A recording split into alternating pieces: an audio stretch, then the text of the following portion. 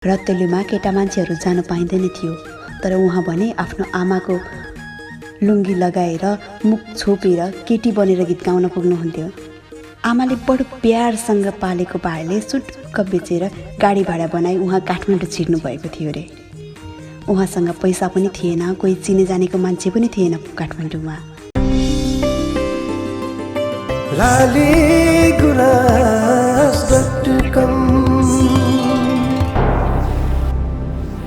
सबै खबर सबैका लागि। नमस्कार, हार्दिक स्वागत छ लालीगुराँस.com मा। लालीगुराँस.com को साथमा म कमल सरगम छु। साथमा सहकर्मी साथी मोनालिसा शर्मा पनि हुनुहुन्छ। आज हामी कलाकारको विषयसँग केन्द्रित रहिरहँदा यो विशेषतः मैले दोस्रो श्रृङ्खलाको रूपमा मैले चिनेको कलाकारभित्र प्रवेश गरेको छु। मैले चिनेको कलाकारको पहिलो श्रृङ्खलामा हामीले प्रकाश सपुतको बारेमा केही चर्चा परिचर्चा गर्ने कोसिस गरेका थियौँ। धेरै कुराहरू त्यहाँ त्रुटिको रूपमा प्रवेश भयो होला। प्रकाश सपुतको बारेमा हामीले धेरै कुराहरू कुट्याउन बाँकी थियो। बास एउटा पहिलो श्रृङ्खला भएको हुनाले त्यसलाई एउटा शिक्षाको रूपमा मात्र लिएका छौँ। यो दोस्रो श्रृङ्खला केही सुधारको रूपमा जान्छ, तेस्रो श्रृङ्खला अझ सुधारको रूपमा जाँदै गर्छ होला। हामी दोस्रो श्रृङ्खलाभित्र चाहिँ लोकगायक, विशेष गरी वरिष्ठ लोकदोहोरी गायकको रूपमा सबैका मनमुटुका सफल गायकको रूपमा र विशेषतः उनलाई चाहिँ लोक सम्राटको रूपमा पनि चिन्छन्। हामीले लोकदोहोरीका राजाको रूपमा पनि उनलाई लिन्छौँ। आज हाम्रो साथमा राजु परियारको विषय केन्द्रित रहनेछ। राजु परियारको जन्मदेखि आजसम्मको यो समग्र विषयमा केही चर्चा र परिचर्चा गर्दैछौँ र सुरुवातमा हामीले एउटा रिपोर्ट तयार पारेका छौँ। यो रिपोर्ट तयार पार्नका लागि र प्रस्तुत गर्नका लागि मोनालिसाजी तयार हुनुहुन्छ र उहाँले तयार पार्नु भएको यो रिपोर्ट हामी प्रस्तुत गरिसकेपछि विशेषतः राजु परियारको जीवनको विषयमा अझ खुलस्त पारेर केही भित्री कुराहरू पनि बाहिर ल्याउने प्रयत्न गर्छौँ। तपाईँलाई रिपोर्ट कस्तो लाग्यो त्यो पनि कमेन्टमा लेखिदिनु होला। केही सुधार्न पर्ने छ, यसपछिको श्रृङ्खलामा कसको चाहिँ बारेमा तपाईँले जान्न चाहनु भएको छ त्यो पनि कमेन्टमा लेखिदिनु होला। हामी तपाईँको कमेन्टको आधारमै तपाईँको मनका व्यक्तिहरू, तपाईँको मनका कलाकारहरूको विषयमा विशेष चर्चा पनि गर्नेछौँ। लाग्छौँ यति बेला राजु परियारको बारेमा तयार पारेको यो रिपोर्ट सहकर्मी साथी मोनालिसा शर्माको साथमा।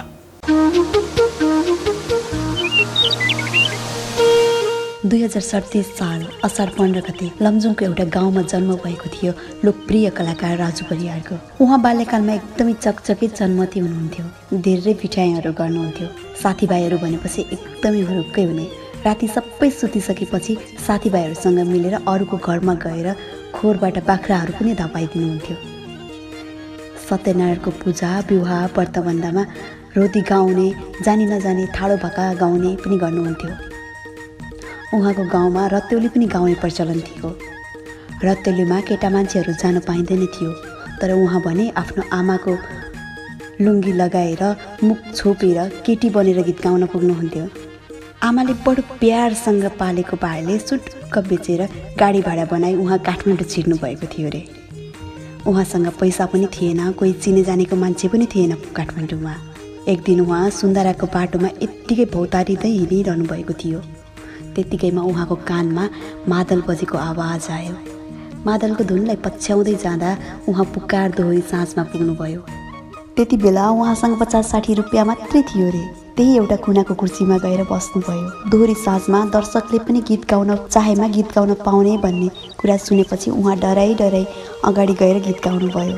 त्यो गीतले सबैको मन छोएछ। त्यो दोहोरी साँझका सञ्चालक गुरुङ दाईले उहाँसँग परिचय पनि गर्नुभएछ र उहाँलाई त्यही दोहोरी साँझमा काम गर्न अफर पनि गर्नुभएछ। राजु दाईलाई ढुङ्गा खोसा देउता मिले जस्तै भयो।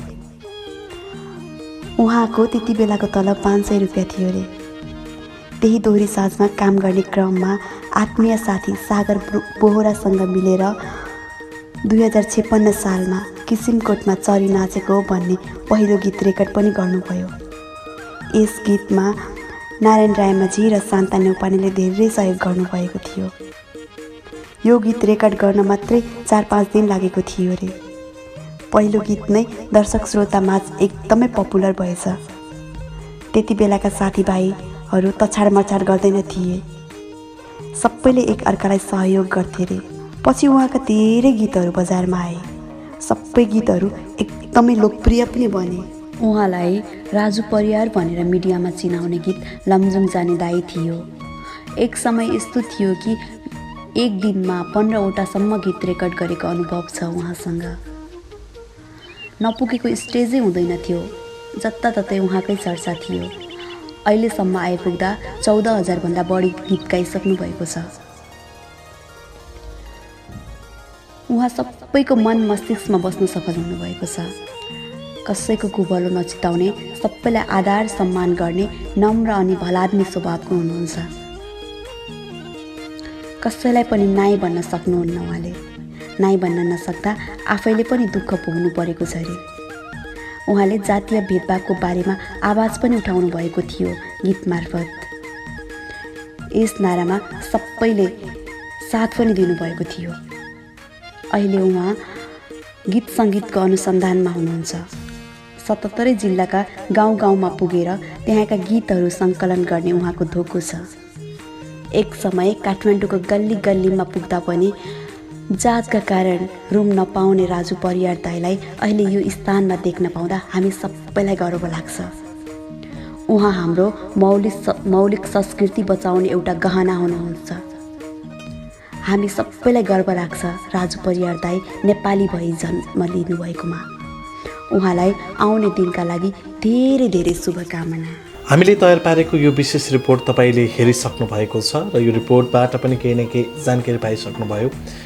वास्तवमा कलाकारहरूको चाहिँ जीवनस्तर कहाँबाट सुरु हुन्छ भन्ने कुराहरू पनि मोनालिसाजीले तयार पार्नु भएको रिपोर्टबाट पनि प्रश्न हुन्छ। जस्तो राजु परियार जुन रूपमा चञ्चले व्यवहारबाट आफूलाई परिणत गर्दै एउटा कलाकारिताको खम्बा बन्न सफल हुनुभयो, त्यसले पनि केही न केही परिणत गर्छ जस्तो लाग्छ नेपाली लोकदोहोरी क्षेत्रमा।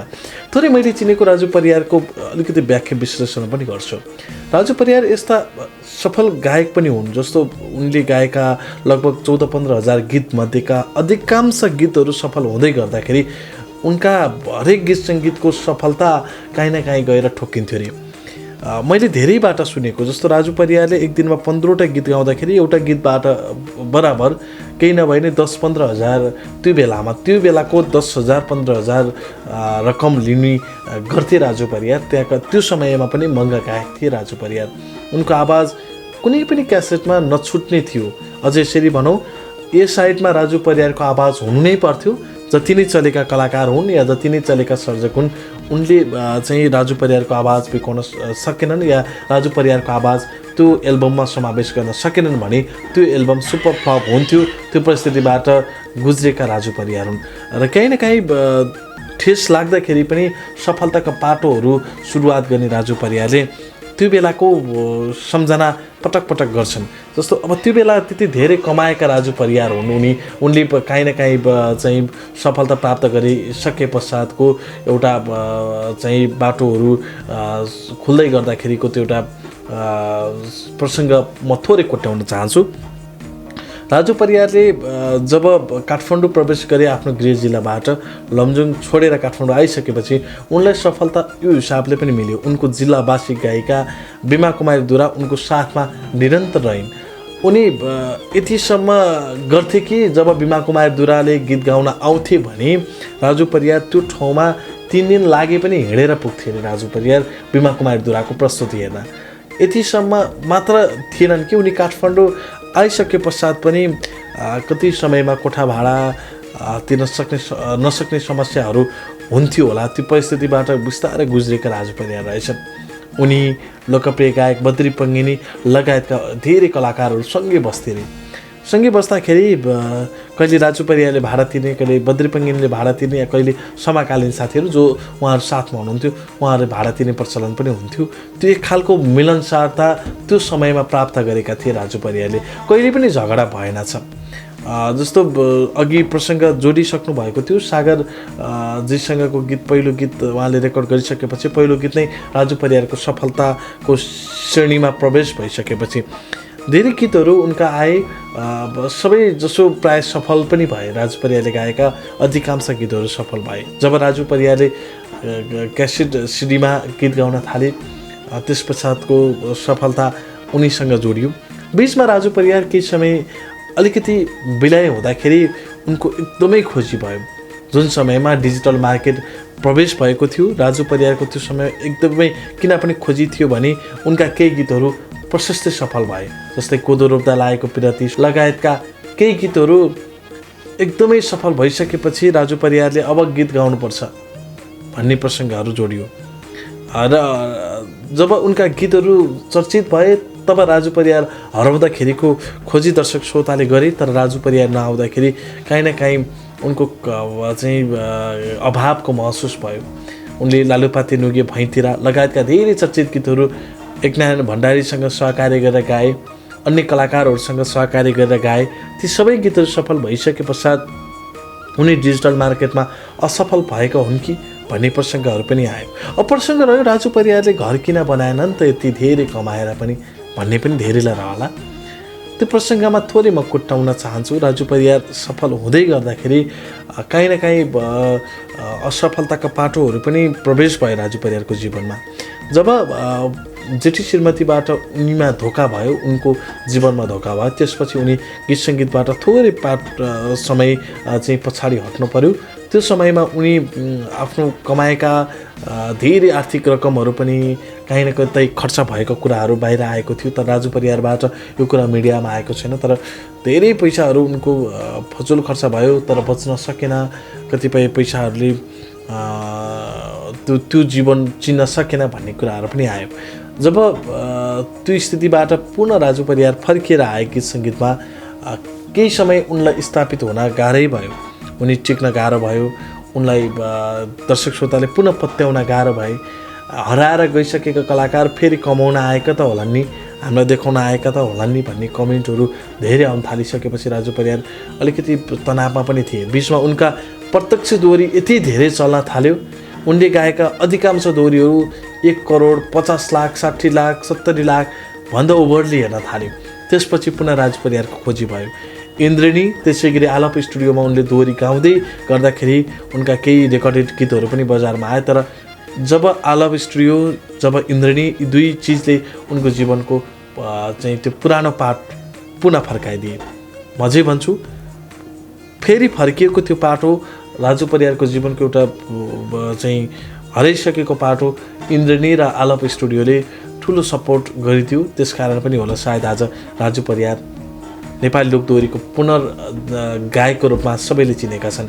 यो वर्षकै हिसाब गर्ने हो भने पनि राजु परियारले एउटा स्टेज बराबर 50-60 हजारभन्दा माथि रकम लिनुहुन्छ, मैले बुझेअनुसार कहीँ कतै 1 लाख पनि लिनुहुन्छ। त्यो हिसाबले पनि यो वर्ष यो कोरोना आउनु अगाडि सबैभन्दा व्यस्त गायकमा पनि राजु परियार रहे र उनीले गाएको गीतहरू पनि चल्यो। उनले गाएको कमला घिमिरेसँगको दोहोरी, प्रत्यक्ष दोहोरी चलिसके पश्चात उनको खोजी पुनश्च हुन थाल्यो। त्यसपछि उनले गाएको त्यसपछि आयुषा गौतमसँग गीत गाउनुभयो। त्यो गीत पनि एकदमै सफल भयो।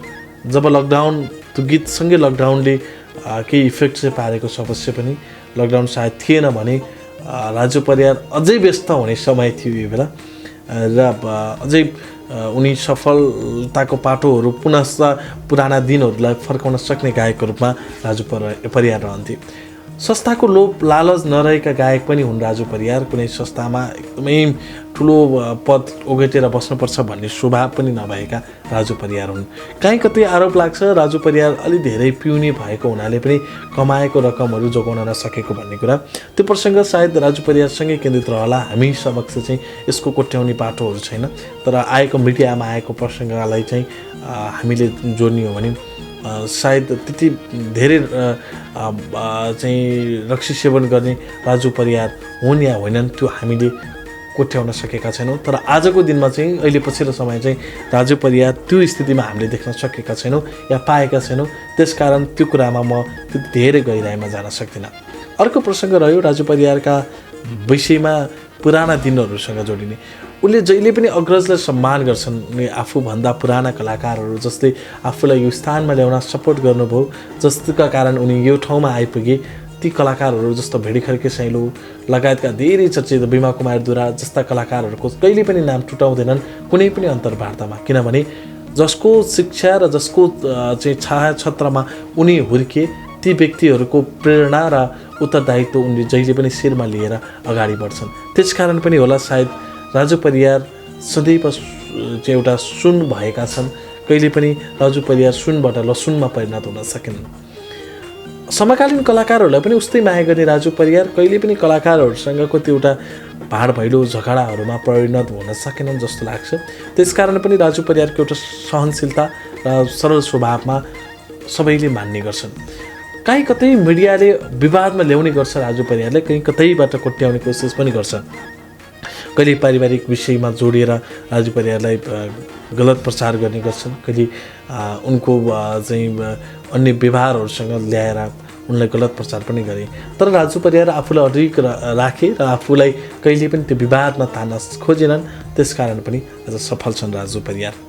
हामीले यो प्रसङ्ग जोड्दै गर्दाखेरि काहीँ त्रुटि भए, काहीँ छुटेमा, काहीँ केही कुराहरू हामीले ल्याउन नपाएकोमा हामी क्षमा चाहन्छौँ। धेरै कुराहरू कोट्याउने कोसिस पनि गऱ्यौँ। केही प्रसङ्गगत चाहिँ हामीले जोडेका विषयहरूप्रति कहीँ त्रुटि छ भने कृपया कमेन्टमा लेखिदिनु होला।